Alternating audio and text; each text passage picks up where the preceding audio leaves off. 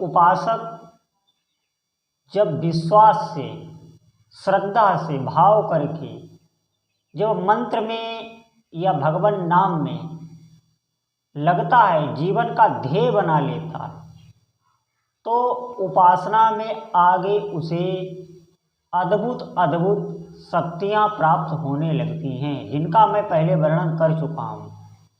जब वो साधना में आगे निकलता है तो वो बैठे बैठे यहाँ से दिव्य लोकों की बातें सुन सकता है। जो ऊपर के लोक हैं उनमें क्या हो रहा है वो ये जान सकता है। इतनी सिद्धियां आ जाती हैं। वो सूक्ष्म रूप से एक शरीर से बैठकर और दूसरे शरीर में सूक्ष्म रूप से, सूक्ष्म बहुत अणुमात्र का रूप लेके इस जगत में विचरण कर सकता है। ये शक्ति उसके पास आ जाती है। आप विश्वास करें। और वो योग के द्वारा सूक्ष्म रूप धारण करके अलग अलग ग्रहों में जा सकता है। आप विश्वास नहीं कर पाएंगे। ये मैं निश्चित बता रहा हूँ। बहुत यहाँ बैठा होगा उसका शरीर, लेकिन वो ध्यान के माध्यम से कहीं भी जा सकता है। जिस उपासक को मंत्र सिद्ध हो जाता है, निश्चित मानिए। और मंत्र सिद्ध, जब पूर्णतः मंत्र सिद्ध होता है तो उपासक का ब्रह्मरंध्र से निरंतर अपने इष्ट का चिंतन होने लगता है। एक पल के लिए भी वो अपने इष्ट का चिंतन स्वतः होता है। फिर कोई प्रयास नहीं करने पड़ता, स्वतः अपने इष्ट का चिंतन होता है।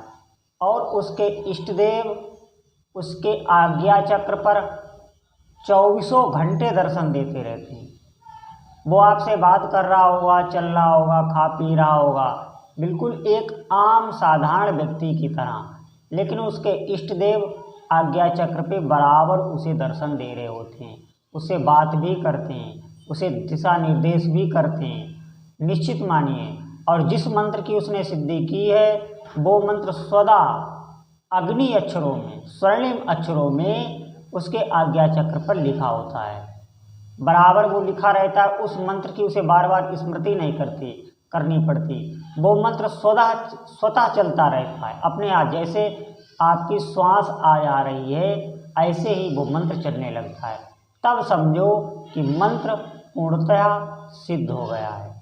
फिर वो उपासक केवल संकल्प करता है। उसे कोई वस्तु चाहिए तो उस वस्तु का केवल वो संकल्प करेगा, वो वस्तु उसके सामने हाजिर हो जाएगी। किसी व्यक्ति के लिए वो संकल्प करेगा, उस व्यक्ति का वो काम हो जाएगा।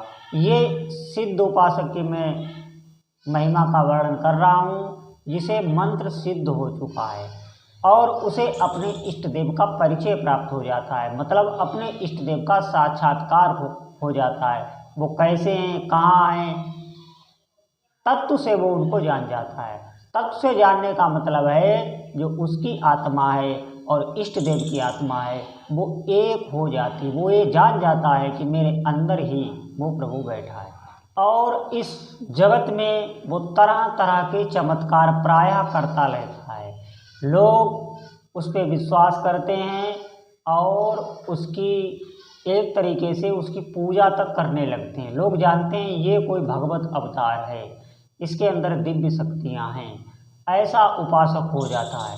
पहले जब वो साधन कर रहा था तब कई लोग उसकी निंदा करते हैं, कई लोग उसकी चुगली करते हैं, हंसी उड़ाते हैं और कहते हैं ये देखो पाखंडी है, ढोंगी है, ये कोई कार्य नहीं कर रहा है, ये दिन भर माला लिए बैठा रहता है, भजन करता है, ध्यान करता है, ये सबको मूर्ख बनाता है। पहले तरह तरह की निंदा करते हैं। लेकिन ज्यों-ज्यों उपासक आगे बढ़ता जाता है त्यों-त्यों सभी की उसकी तरफ नज़र रहती है और सबकी धीरे धीरे उसमें श्रद्धा बढ़ने लगती है। फिर लोग भगवान की तरह उसे पूजने लगते हैं और वो उपासक जहाँ भी जाता है सबको पवित्र करता हुआ जाता है। वो जहाँ भी चला जाएगा, चाहे जितनी भी अपवित्र जगह हो, उस अपवित्र जगह में जितने भी प्राणी रहते होंगे सबके अंतःकरण एकदम पवित्र हो जाएंगे, सबको भगवान की अनुभूति होने लगेगी। ये मैं बता रहा हूँ, ये सिद्धि के लक्षण हैं। और उस उपासक को भूख और प्यास ये व्याप्त नहीं होती। जिसका मंत्र सिद्ध हो गया है उसे भूख प्यास जो देह के धर्म है, आहार भय मैथुन निद्रा, इन पर उसका नियंत्रण हो जाता है, ये उसके बस में हो जाती हैं। भूख और प्यास उसके बस में हो जाती है। वो 24-24 घंटे एक आसन पर एक स्थिति में बैठ सकता है निरंतर। अपूर्व क्षमता उसके अंदर आ जाती है। नींद जो है उस उपासक की बिल्कुल निद्रा पर विजय हो जाती है, जिसे मंत्र सिद्ध हो जाता है। निद्रा वो ले या न ले, वो अंदर से बिल्कुल स्वस्थ रहता है, उसे निद्रा की कोई जरूरत नहीं पड़ती। अब आप विश्वास नहीं कर पाएंगे, लेकिन इसका अर्थ ये है कि उसे मंत्र के माध्यम से जो उसका मंत्र चलता रहता है वो अंदर से इतना उसे रिलैक्स करता रहता है, इतनी शांति देता रहता है। आप कभी ध्यान सहित मंत्र जपना तो देखना आपकी कभी कभी नींद लग जाएगी, आपको नींद आ जाएगी। ये शांति दे देता है मंत्र, आप कभी करना। ये उस उपासक की 24 घंटे ऐसी स्थिति रहती है और अंदर से वो बहुत प्रसन्न चित्त रहता है। ये दैहिक जितने विकार हैं, मोह है, तंद्रा है, निंदा से जो हमें खेद हो जाता है, हमें क्रोध आ जाता है, काम के विचार हमारे अंदर आने लगते हैं, इन सब से बहुत ऊपर उठ जाता है वो। जैसे उस पर कोई अगर कोई मंत्र सिद्ध उपासक है और उस पर कोई अगर टिप्पणी करे, कोई उसकी निंदा करे तो वो हंसेगा, उसके मुखमंडल पर बिल्कुल मलिनता नहीं आएगी, हमेशा तेज ही बना रहेगा। वो उस पर हंसेगा और उसको भी दया की दृष्टि से देखेगा, उससे भी प्रेम करेगा, निंदा करने पर वाले पर भी, क्योंकि इन वस्तुओं से वो ऊपर उठा होता है, उसकी चेतना ऊपर जीती है हमेशा। इसीलिए ये सब इनकी आँच उसके अंतःकरण तक नहीं पहुंचती। इस बात पर आप विश्वास करें, उसके अंतःकरण पर इन चीज़ों की आँच नहीं पहुंचती और हम लोग इन त्रिगुण से प्रभावित रहते हैं 24 घंटे। हम भजन तो बहुत करते हैं लेकिन इन तापों से नहीं बच पाते। ये जो दैविक भौतिक ताप हैं, शरीर को लेकर या मन में जो विकार आते हैं वो हमें कष्ट देते हैं, या अन्य कोई संसार में हमें कष्ट देता है, इनसे हम कहाँ बच पाते हैं। लेकिन उस उपासक का वो इनसे ऊपर होता है, ये वस्तुएं उसे छू तक नहीं पाती। एक तरीके से कहें वो त्रिगुणातीत होता है और उसकी चाल अलग होती है। वो एकदम मंद चाल चलेगा, लहराकर, बहुत वो बना के नहीं, आप बना के चलेंगे तो नहीं, वो स्वतः होती है, क्योंकि उसकी स्थिति अपने इष्ट देव में पूर्णता हो गई, उसको विराम मिल गया।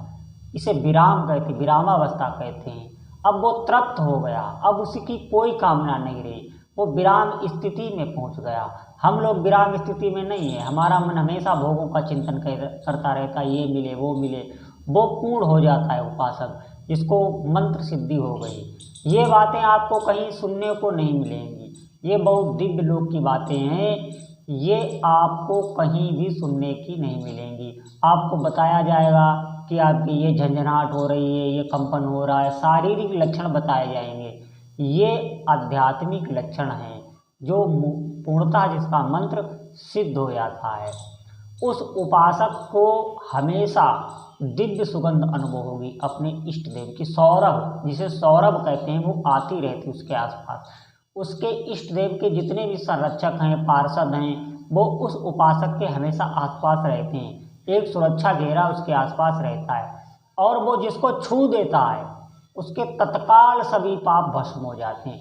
ऐसे उपासक का अगर कोई जूठा खा लेता है तो उसके तत्काल पाप भस्म हो जाते हैं, उसका अंतःकरण एकदम निर्मल हो जाता है, वो अंदर से प्रसन्न हो जाता है, बहुत अच्छी अच्छी भावनाएं आने लगती हैं उस उपासक की, जो उसका जूठा तक खा लेते हैं, जो उसे स्पर्श कर लेते हैं।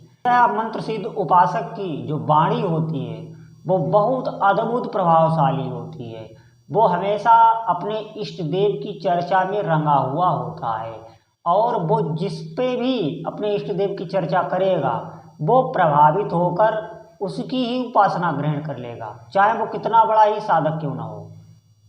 एक साधक है, एक मंत्र सिद्ध करके जो उपासक है, वो अपने जब इष्ट देव की चर्चा करेगा तो उस साधक पर गहरा प्रभाव पड़ जाएगा। भले भी वो किसी और की उपासना करता हो, वो भी उसी इष्ट देव की उपासना करने लगेगा। ये प्रभाव होता है, उसका भी वही मंत्र चलने लगेगा, उसके आसपास लोग भी वही मंत्र जप में लग जाएंगे, स्वतः लग जाएंगे। वो मंत्र की ऊर्जा इतनी विशाल हो जाती है कि वो दूसरे जो जापक होते हैं उनसे ज़्यादा विशाल होती है, वो उनको अपने प्रभाव में ले लेती है, वो अपना ही जाप कराने लगती, वो साधक सब उसी के भक्त हो जाते हैं। निश्चित मानिए बहुत अद्भुत अद्भुत क्षमता हो जाती है। मैं आपसे कहता हूँ आप भजन में लगिए, निरंतर नाम में लगिए, आप इस ब्रह्मांड के सबसे शक्तिशाली व्यक्ति बन जाएंगे। अंदर से, बाहर से नहीं दिखेंगे। बाहर से वो उपासक छुपाने लगता है, छपाने नहीं लगता, छुपाने लगता है। वो अंदर ही अंदर उसकी महिमा सबके हृदय में जाके बैठ जाती है, लोग आने लगते हैं।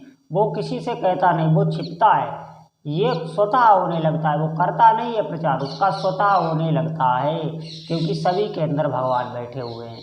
जो भी भगवत स्वरूप हो जाता है उसे पशु पक्षी भी उसके पास आने लगते हैं, पशु भी उससे प्रेम करने लगते हैं, ये नदियाँ भी उससे प्रेम करने लगती, जितनी प्रकृति है वो उसका सहयोग करने लगती। निश्चित मानिए आप।